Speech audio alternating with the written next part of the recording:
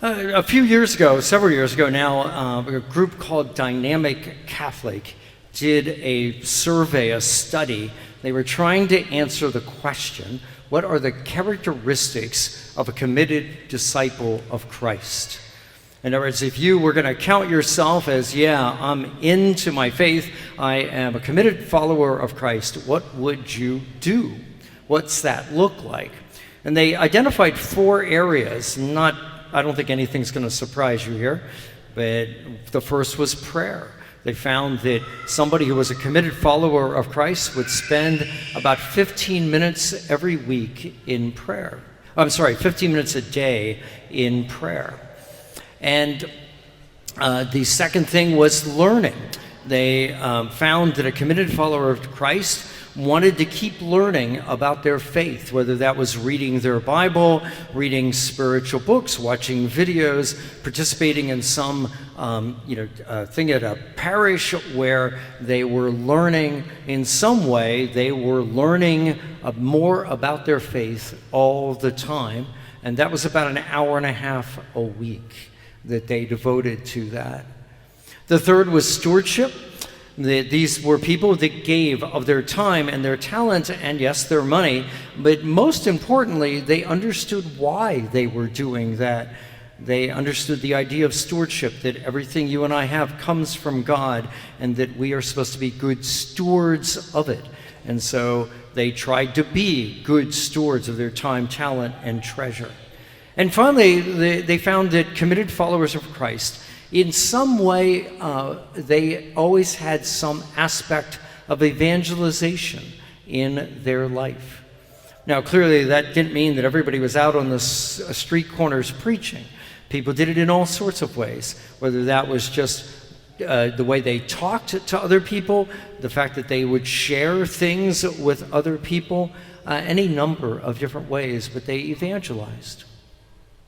I bring this up because this last line of the gospel, Jesus grew in strength and wisdom, I think should be some encouragement to us.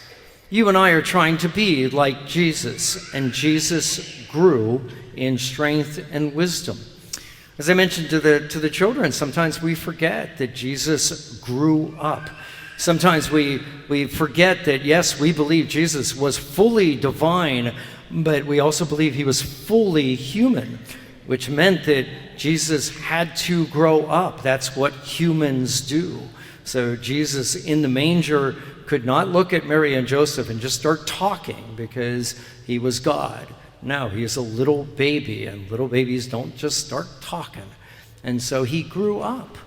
And so that you and I thought, we might take some comfort in the fact that Jesus worked at his faith. And as I was thinking about it, I suspect that Jesus did pretty much those same 4 things. We know, you remember all sorts of stories in the gospel where Jesus prays. We'll talk about him getting up early and going out to pray, or praying into the evening, offering blessings over meals. Jesus would not have just started when he was 30 and started his public ministry. Oh, I guess I have to start praying now. That would have been something he learned to do. And many of you would know this from personal experience. Prayer is one of those things, you get better at it. I mean, yeah, it's a bit of a rocky road sometimes, but you'll get better the more you pray. It takes some effort on our part. Certainly learning about the faith, I don't know if you ever put this together, but you remember, most of you would remember this story. Jesus goes into the synagogue at Nazareth, his hometown, and he's going to, if you will, announce, if you will, his public ministry. And they give him the scroll from Isaiah. And unlike at Mass, where our readers are required to read what has been set for them, when they gave Jesus that scroll, he had a choice. Read whatever you want to out of this scroll and talk to us about it. And Jesus opened the scroll, and as it said in the story, he found the passage. In other words, he had a passage in mind that he wanted to read. He knew where it was. The only way that happens is if he had spent time in reading Torah, and, well, in this case, the prophets, reading Scripture. He had spent the time doing that, and that would be certainly a good encouragement to us. Sadly, there are lots and lots of people, they might own a Bible, but they don't really know much about it, what's in it, and how it's laid out, anything like that. They could not find a passage. The stewardship thing, Jesus clearly, he talks about it a lot. In fact, he talks about money and possessions more than he talks about prayer. So it clearly is important to him. And also, it may sound trivial, but you remember the feeding of the 5,000? What happens at the end of that story? Jesus makes sure they pick up all the leftovers. He wants to be a good steward, even of all this abundance. Doesn't want any of it to go to waste. And Jesus is an evangelist, but there again, you think that, while he wasn't a public evangelist when he was growing up, you got to figure he had learned to talk about his faith. So Jesus grew in his faith, and you and I need to do that as well. And I just wanted to encourage you. It is December 31st. Some people here, you have already started thinking about New Year's resolutions. And even if you haven't, if you're one of those people like, I don't do that, if I could encourage you, maybe you might at least want to make a spiritual resolution.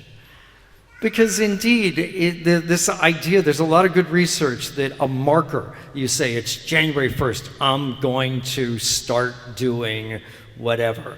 That's a wonderful thing. It's mentally helpful to us in trying to take on new things, start new habits, if you will.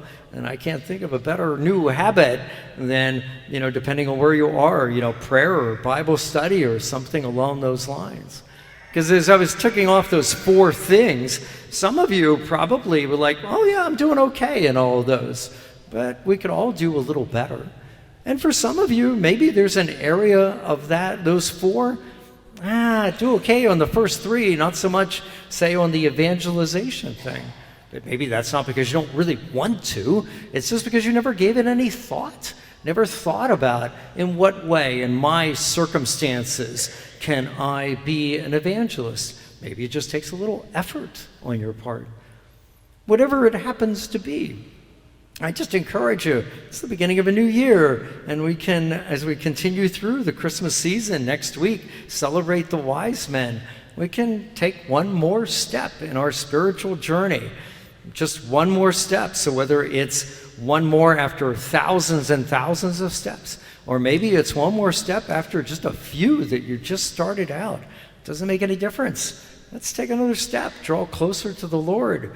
It'll be so much, make the new year, I would think, so much better.